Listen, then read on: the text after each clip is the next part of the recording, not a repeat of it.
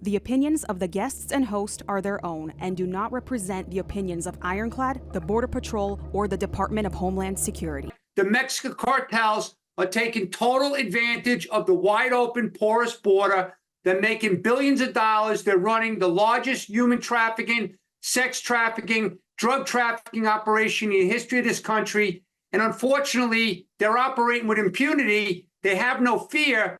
So this madness is continuing as families around America are burying their loved ones. And I support families around America, Vince. As you can see behind me, the collages show some of the dead kids. The families are making collages. They're working like an army every day because the U.S. government is not doing the basic job in educating the public on this crisis. We're coming out the gate swinging, so I'm ready. Here we go. So let's back it up to the China. What is your connection with China and what's happening right now? What are some of the details of the data that you know on that? So to be clear, I was the head of the Special Operations Division, so I sat in the middle of operations involving 30 agencies, 3 countries, NYPD, DOD, intelligence community. Worked closely with Admiral McCraven from Special Operations Command. Work closely with Southern Command leader James Stavridis, Admiral Stavridis. So we've been looking at these issues for many years. We worked on Project Cassandra, which is the DEA's infiltration into Hezbollah's global money laundering, drug trafficking network. But in regards to the Chinese, it's very interesting. And I lived this, and I watching it evolve is very scary. But basically, the Chinese criminals have had a relationship with the Mexican cartels for over 30 years. They have been providing precursor chemicals to produce methamphetamine for a very long time. And what happened was back in 2007, it was an eye-opener to me because we saw a $207 million U.S. currency seizure in a house in Mexico City, and it came from a Chinese chemical broker. We had never seen this kind of cash seizure. As a matter of fact, I'm pretty sure it's the largest cash seizure in the history of the world on a drug case, from what I know. But anyway, in around 2008, 2009, we started seeing the beginning of this Chinese chemical bombing of America with synthetic cannabinoids, synthetic cathinones, known as K2, spice, and bath salts on the streets of America. We started seeing increases in emergency room admissions. We saw like the Night of the Living Dead scenes where people were dropping like zombies, smoking this stuff. They thought it was synthetic marijuana. But so that was going on around 08, 09. Then in 2012, we started seeing, if you look at these little glassine bags, they were loaded up with white heroin all over the country.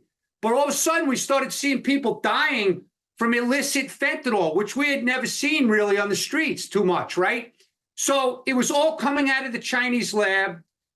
They were making this stuff. They were sending it on the internet. People in America were buying it, direct sales to America. Then they started providing the cartels with this fentanyl. Then they started selling them mass amounts of precursor chemicals to make this poison. Then they started getting involved with all the money laundering services for the cartels.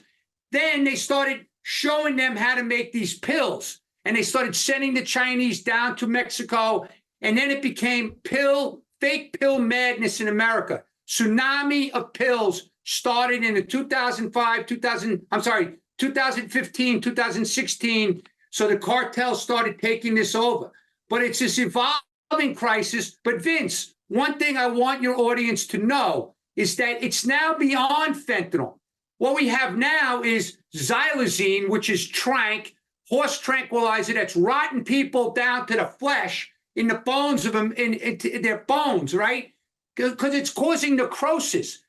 Xylazine is a horse tranquilizer, not made for human consumption. Unfortunately, the Chinese who want to destroy this country have recognized, let's get it out to Americans. They like drugs, they need drugs, so we'll add it to our arsenal of poisoning substances. But now, Vince, with the nitazines, the edonitazines, the metanitazines, isonitazines, these are the new, more powerful, 20 times more powerful than fentanyl.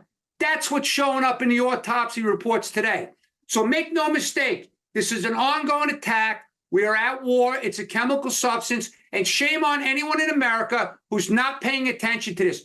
Chris Wray is telling everyone in America that China is our biggest national security threat. He's the FBI director. So what the hell are we doing? Why are we not connecting the dots? And why are we not educating America on this threat? You're in charge. You said you were in the rooms with some of the biggest agencies across the nation. They know the same information you do. How come right now, currently, there's nothing that is being done to stop this? I'm confused. If higher people in the government understand this, they know this. It's kind of happening in front of our faces. Why is there no actions being taken? Okay, Vince, that's a great question, but I'm going to give it to you in a New York answer. If I had the brains to define how it's possible that our own government is facilitating the largest death and destruction operation ever by a foreign adversary, I wish I can explain it. I cannot explain it. I don't have the mental capacity to understand it. I'm very devastated. That's why for the last 7 years, I've been making collages of dead kids, working with the families, going on national news, going to Congress, showing all these dead kids, doing whatever I can to spread awareness to save lives. Unfortunately, they're not even doing the basic thing, Vince. Like, why are they not educating our young kids about this new poison that's in these pills? The kids today are facing increased anxiety, increased depression. They're going to drugs for help. Now, the kids, they don't know any better. They see mommy and daddy on Xanax, which is a very good drug if you're getting it from a pharmacy and from your doctor. But when you're buying it on the streets, the illicit drug supply is tainted with poison. So what's happening is kids are being deceived to death. When we were kids, Vince, right, we made mistakes, but we didn't die from mistakes, thank God, right? The kids today are dying from mistakes. A lot of these kids are first-time drug users. They're feeling a lot of anxiety. So I can't answer your question, but the American public should be asking their leadership, what the hell's going on? Now, law enforcement, let me make it clear.